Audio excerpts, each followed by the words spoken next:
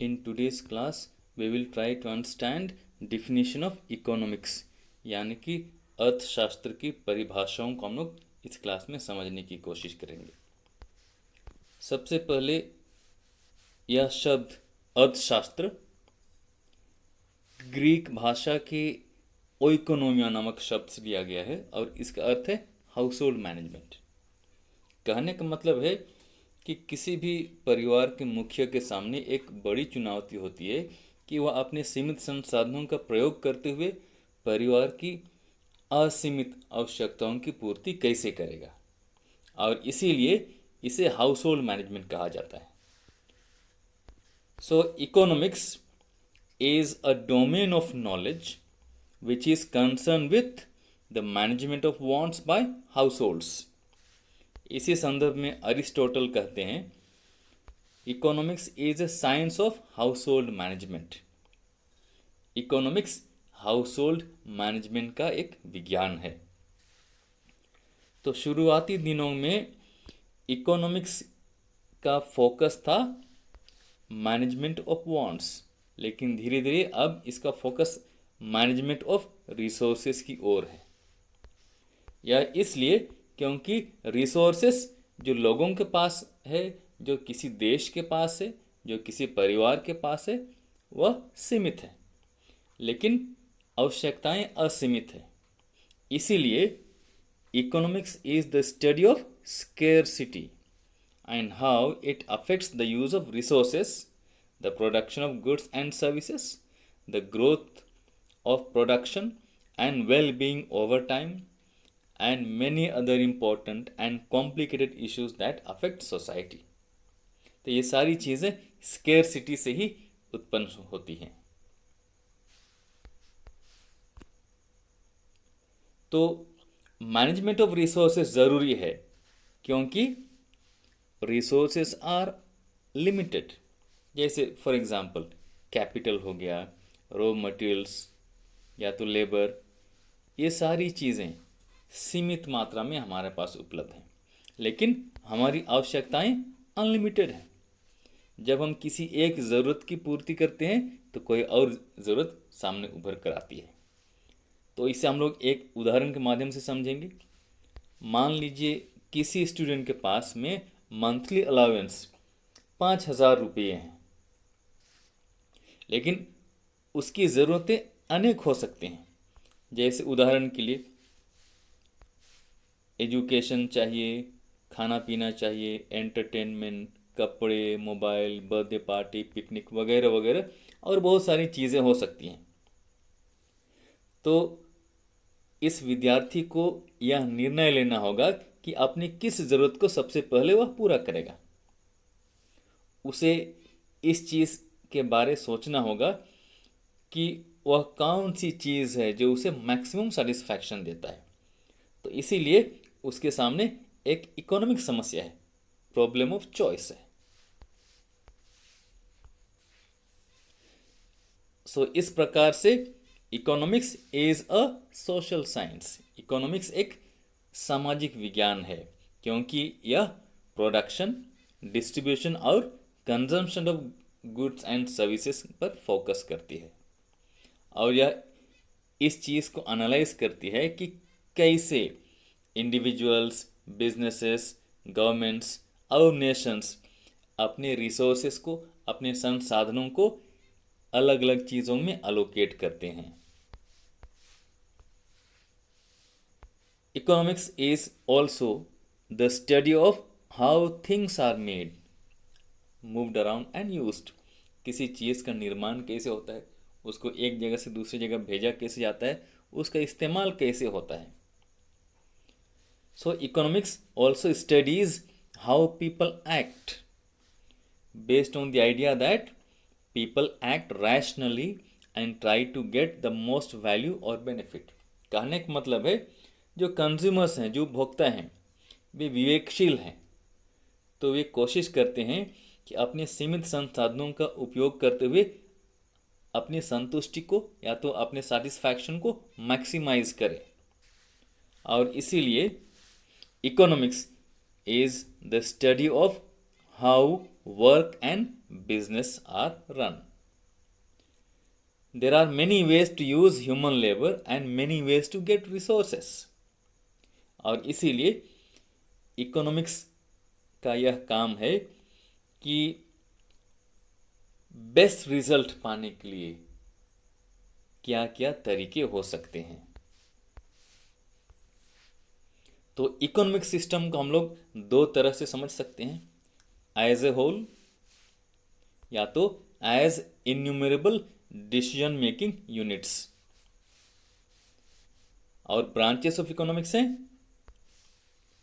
Micro economics और micro economics. तो micro economics एक ग्रीक शब्द माइक्रोस से लिया गया है और इसका अर्थ है स्मॉल, छोटा। दूसरी ओर माइक्रो इकोनॉमिक्स भी एक ग्रीक शब्द से लिया गया है माइक्रोस और इसका अर्थ है बिग या लार्ज। और micro economics individual decision making units का अध्ययन करती है, जैसे उदाहरण के लिए individual consumer, firm, house hold etcetera. दूसरी ओर माइक्रो इकोनॉमिक्स इकोनॉमी को एज ए होल स्टडी करती है, इसीलिए micro economics talks about total output of all the firms, या तो national income, aggregate demand, aggregate supply.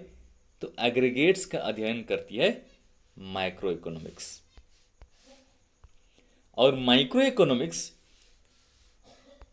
इस चीज का अध्ययन करती है कि किस तरह से किसी प्रोडक्ट का उत्पादन होता है और उसका मूल्य निर्धारण कैसे किया जाता है, इसीलिए हम लोग इसे प्राइस थ्योरी बोलते हैं। दूसरी ओर माइक्रो इकोनॉमिक्स एग्रीगेट्स का अध्ययन करती है, इसलिए हम लोग इसे theory of income and employment बोलते हैं। अब हम लोग देखते हैं इकोनॉमिक्स की अलग अलग परिभाषाएं। तो हम लोग 4 तरह के परिभाषाओं को देखेंगे और सबसे पहला डिफिनेशन हम लोग देखेंगे वेल्थ डिफिनेशन, जो कि एडम स्मिथ, जो कि आधुनिक अर्थशास्त्र के पिता कहे जाते हैं, उनके द्वारा दिया गया है। दूसरा डिफिनेशन हम लोग देखेंगे वेलफेयर डिफिनेशन, जो अल्फ्रेड मार्शल के द्वारा दिया गया है। तीसरा डिफिनेशन है स्केर्सिटी डिफिनेशन या लियोनेल रॉबिन्स के द्वारा दिया गया है। और चौथा डिफिनेशन जो हम लोग देखने वाले हैं यह है ग्रोथ डिफिनेशन और यह दिया गया है पॉल ए सैमुएल्सन के द्वारा। तो सबसे पहले हम लोग देखेंगे वेल्थ डिफिनेशन, जो कि एडम स्मिथ के द्वारा दिया गया है। तो उनके अनुसार production and growth of wealth is the subject matter of economics. तो इस डिफिनेशन के अनुसार economics is understood as the science of wealth. कहने का मतलब है कि किसी देश की अर्थव्यवस्था उस देश में प्रोड्यूस किए जाने वाले गुड्स एंड सर्विसेज के द्वारा जो वेल्थ बनता है उस पर निर्भर करती है। तो एडम स्मिथ अपनी प्रसिद्ध किताब an inquiry into the nature and causes of wealth of nations, जो कि 1776 में प्रकाशित हुई थी, उसमें यह डिफिनीशन देते हैं। और यहाँ पर वेल्थ का अर्थ है वैसे गुड्स जो लोगों की ज़रूरतों की पूर्ति करते हैं। तो यहाँ पर प्रोफेसर स्मिथ का मेन कंसर्न है कि we have to study the ways by which the wealth of all nations could be increased. किस तरह से सारे देशों के वेल्थ को बढ़ाया जाए। अब अगला डिफिनेशन है वेलफेयर डिफिनेशन और यह डिफिनेशन प्रोफेसर अल्फ्रेड मार्शल के द्वारा दिया गया है। तो प्रोफेसर अल्फ्रेड मार्शल की भी एक फेमस किताब छपी थी 1890 में और किताब का नाम था प्रिंसिपल्स ऑफ इकोनॉमिक्स।